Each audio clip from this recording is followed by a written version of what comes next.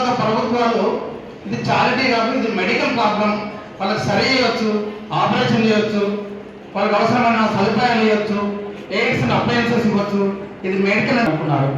Madam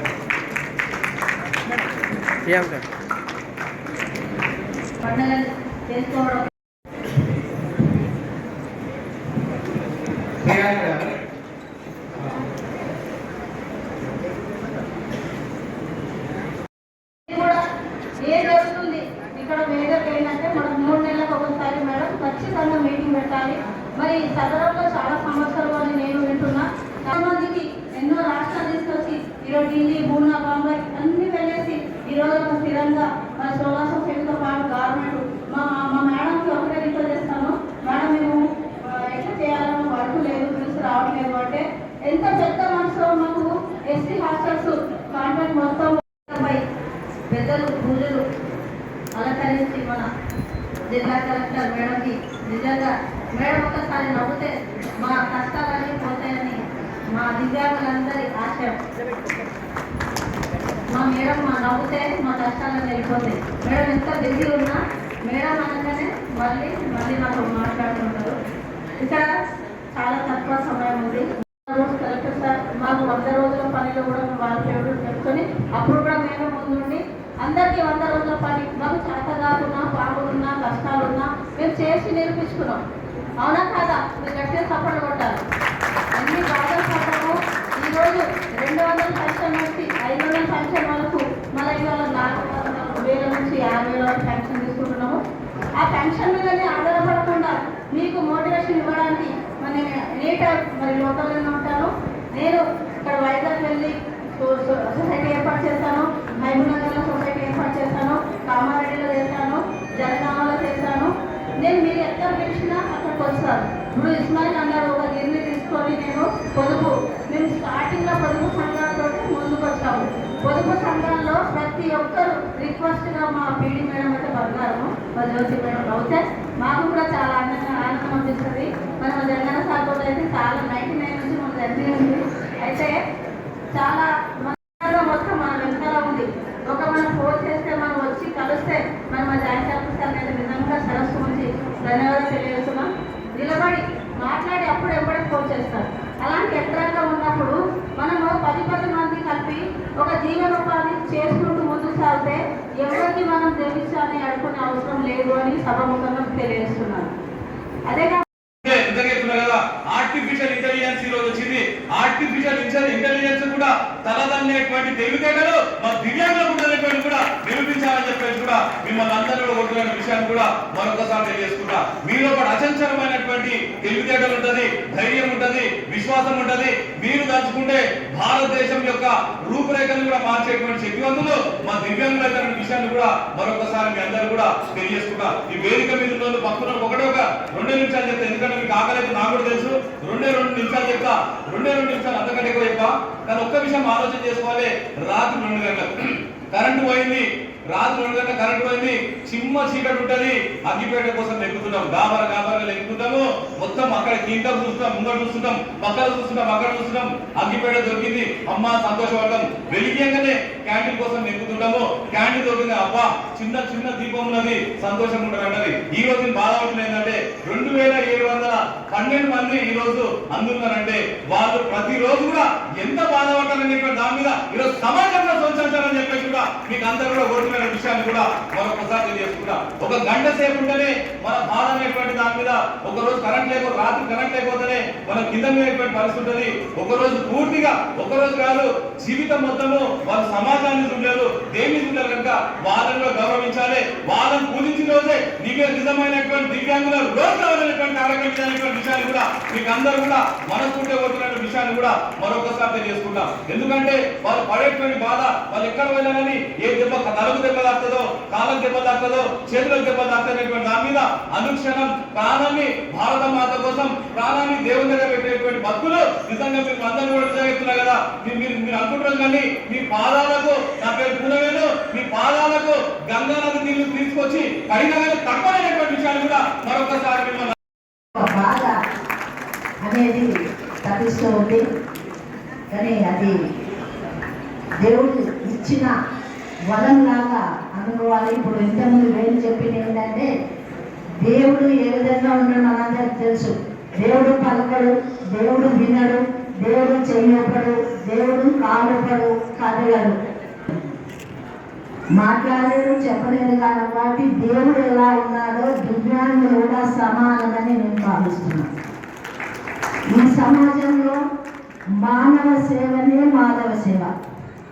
మానవుని సేవ చేస్తే ఎవరికైతే ఇబ్బంది ఉందో, ఎవరికైతే బాధ ఉందో అది గుర్తించి, అది గ్రహించి చేస్తే దేవునికి చేసినట్టే. కాబట్టి సమాజంలో ఉన్న దివ్యాంగులు ఉదాహరణ నేను చిన్నప్పటి నుంచి జుబేదాన్ని చూస్తున్నా. మా షెఫీ అయితే ఎంత యాక్టివ్ ఉండేదో జర్నలిస్ట్గా, చాలా యాక్టివ్ పర్సన్.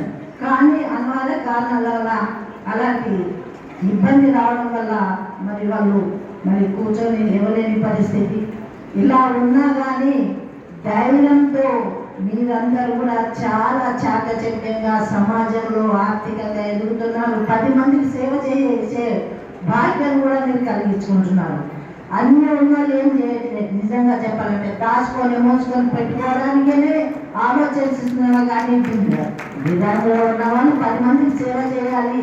మనం బాధపడుతున్నాం, ఈ బాధ వాళ్ళు పడద్దు అనే సాటి మానవత్వంతో మీరు ముందుకెళ్తున్నారు. మీకు ఆ భగవంతుడు ఇంకా కూడా శక్తి ఇవ్వాలి, ఆరోగ్యాన్ని వాళ్ళని కోరుకుంటూ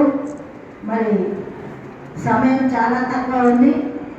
మీకు కావలసింది ముఖ్యంగా ఉండడానికి ఇల్లు.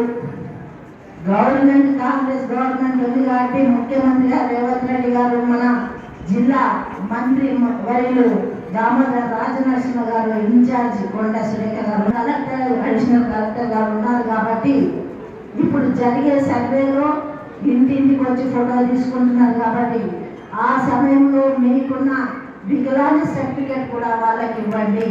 ఆ సర్టిఫికేట్తో దూరాలు ఆఫీసుకు కలెక్టర్కి వస్తాయి. కాబట్టి తప్పకుండా ఎవరు కూడా తప్పకుండా మీకు ఇల్లు వచ్చే ప్రయత్నం మా తరఫున చేస్తామని తెలియజేసుకుంటున్నాను. ఉద్యోగాల విషయాలకు వస్తే గవర్నమెంట్ మీకు కూడా రిజర్వేషన్ కల్పించింది. ఇంకా కూడా ఉద్యోగాలు రాలేదు. మనందరూ తెలుసు ఈ 9 ఏళ్ళు 10 ఏళ్ళు ఎట్లా చీకటి రాజ్యంగా వెళ్ళిపోయింది. ఇప్పుడున్న ముఖ్యమంత్రి గారు చాలా దృష్టి పెట్టారు. స్కిల్ డెవలప్మెంట్ అనే ఒక చట్టం తీసుకొచ్చారు. కాబట్టి దాంట్లో మీరు కూడా పోయి ట్రైనింగ్ తీసుకుంటే అన్ని ఉన్నల కంటే మీరే ఎక్కువ ముందుకు వస్తారు. ఇంతకుముందే చెప్పారు తమ్ముడు, నేను చేసే పని వేళలు కూడా ఎక్కువ చేసేంత మాకు ఉంది అని. తప్పకుండా స్కిల్ డెవలప్మెంట్లో మీరందరూ కూడా పార్టిసిపేట్ అయ్యి మీరు ట్రైనింగ్ తీసుకొచ్చి సర్టిఫికేట్ తీసుకొని ఉంటే నేను కూడా చెప్పినట్టు ఇండస్ట్రీలో నేను కూడా చైర్మన్ ఉన్నా. అందులో నా సొంత ఊరు కూడా సంగారెడ్డి జిల్లా. కాబట్టి అలాంటి ఏదున్నా నా దృష్టి తీసుకురండి, కలెక్టర్ దృష్టి తీసుకురండి. తప్పకుండా మీకు అలాంటి ఉపాధి కల్పించే బాధ్యత మాదని తెలియజేస్తున్నాను.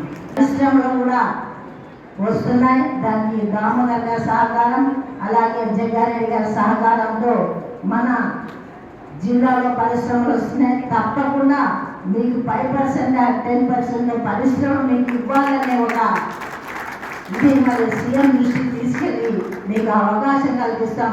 ఇప్పుడు ఒక తమ్ముడు చెప్పాడు, పరిశ్రమవేత్తలు కావాలని. తప్పకుండా పరిశ్రమవేత్తలయ్యే మహిళలకు పురుషులకు కూడా సమానంగా మీకు ఆ స్థానాన్ని కల్పించే బాధ్యత మాదని తెలియజేసుకుంటూ సెలవు తీసుకుంటున్నాను. ఆ హక్కుల మీద అవగాహన కల్పించాలి అనే ఉద్దేశంతో అంతర్జాతీయ దివ్యాంగుల దినోత్సవం మనము జరుపుకుంటున్నాము. దీంట్లో భాగంగా దివ్యాంగుల హక్కుల మీద చైతన్యం కల్పిస్తూ వారు ఆత్మగౌరవంతో ముందుకు అడిగేయాలని కూడా వారికి అవగాహన కార్యక్రమాలు చేపడుతున్నాము. ఇందాక చాలామంది పెద్దలు చెప్పారు, వికలత్వం అన్నదే శరీరానికే ఉంటుంది కానీ మనసుకు మాత్రం ఉండదు. మన కొంతమంది దివ్యాంగులు ఎంతో గొప్ప అని ఒక దివ్యాంగురాలు ఉన్నారు. 2014 UPSC ఎగ్జామినేషన్లో అత్యంత కష్టమైన ఎగ్జామినేషన్లో వారు ఆల్ ఇండియా ఫస్ట్ ర్యాంక్ సాధించి ఐఏఎస్ సాధించారు. అలానే మా బ్యాచ్లో కూడా అజయ్ అరోరా అని పంజాబ్ క్యాడర్కి సంబంధించిన ఐఏఎస్ ఆఫీసర్ ఉన్నారు. వారు 100% బ్లైండ్నెస్తో ఉన్నారు. అయినా కూడా వారు ఎంతో సమర్థవంతంగా ట్రైనింగ్ పూర్తి చేసుకొని ఇప్పుడు పంజాబ్ క్యాడర్లో ఐఏఎస్ హోదాలో విధులు నిర్వహిస్తూ ఉన్నారు. అలానే మా బ్యాచ్లో ఫారిన్ సర్వీస్లో ఉన్న ఆఫీసర్స్ని చూశాను, ఎంతో మందిని చూశాను. సో వీరందరి నుంచి కూడా స్ఫూర్తి తీసుకోవాలి. మీరు గట్టి సంకల్పంతో బాగా చదువుకుంటే తప్పకుండా మీరు విజయం సాధిస్తారు. ఇంకా కూడా మనకు ఎన్నో ఎగ్జాంపుల్స్ ఉన్నాయి. అరుణిమా సిన్హా అని ప్రాస్థెటిక్ లెగ్ పెట్టుకొని వారు మౌంట్ ఎవరెస్ట్ని అధిరోహించిన మొదటి మహిళ దివ్యాంగురాలుగా వారు పేరు పొందారు. అలానే ప్రభుత్వం కల్పించే అవకాశాలను సద్వినియోగం చేసుకొని బాగా చదువుకొని జీవితంలో మంచిగా సెటిల్ అయ్యే విధంగా ప్లాన్ చేసుకోవాలి. అండగా ఉన్నామని వివిధ కార్యక్రమాలు ప్రభుత్వం కూడా చేపడుతూ ఉంది. స్వయం ఉపాధి యూనిట్స్ ఎస్టాబ్లిష్ చేస్తూ ఉంది. స్వయం సహాయం సర్వే అన్నది ప్రారంభించారు. ఈ సర్వేలో కూడా దివ్యాంగులైన వారికి నోటిఫై చేసే విధంగా ఒక ఆప్షన్ కూడా ఇచ్చారు. సో ఇక్కడ ఉన్న సభ్యులందరికీ కూడా కోరేది ఏమంటే, మీరు అప్లికేషన్ ఏదైతే పెట్టుకున్నారో సర్వేకి వచ్చినప్పుడు తప్పకుండా మీరు దివ్యాంగులు అని సర్వేకి తెలియజేసినచో వారికి అప్లికేషన్లో అది నోటిఫై అయ్యి వారికి ప్రయారిటీ వచ్చే విధంగా కూడా ప్రయారిటీగా ఇల్లు అలాట్ అయ్యే విధంగా కూడా సాఫ్ట్వేర్ అన్నది రూపొందించడం జరిగింది. కాబట్టి వీటన్నిటి మీద కూడా అవగాహన కల్పించాల్సిన అవసరం ఎంతైనా ఉంది. ఇందాక కొంతమంది సంఘ సభ్యులు మాట్లాడినప్పుడు కొన్ని తీసుకురావడం జరిగింది. సదరన్ క్యాంపస్ లాట్ బుకింగ్ కొన్ని సమస్యలు ఉన్నాయని చెప్పారు, కొన్ని పెంచమని కూడా అడుగుతున్నారు. అది కూడా త్వరలో ఒక మీటింగ్ ఏర్పాటు చేసి సంఘ సభ్యులతో ఎటువంటి సమస్యలు ఉన్నాయని తెలుసుకొని ఆ సదరన్ స్లాట్ బుకింగ్ సమస్యలు కూడా తీర్చడం జరుగుతుంది.